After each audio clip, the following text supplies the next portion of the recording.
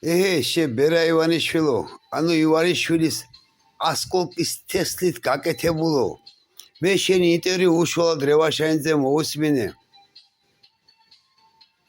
მიმდინარე წლის 28 იანვარს.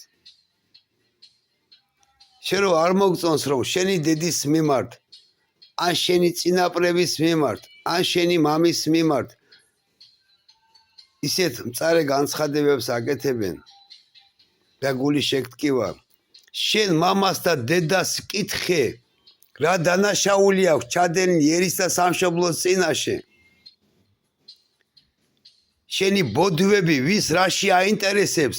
ამ ქვეყანაში მამაშენმა 100,000-ობით ადამიანს სიცოცხლე და ცხოვრება გაუმწარა. შეახვალის ნაშიერო და ალქაჯის გაკეთებულო. გაიგე ხლა?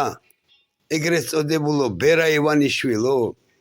შენი ჯალათები მე გამომიგზავნე, შენი ჯალათების დედა მოვთხან და შენ დედა შევეცი პირში და მამაშენის დედა შევეცი პირში.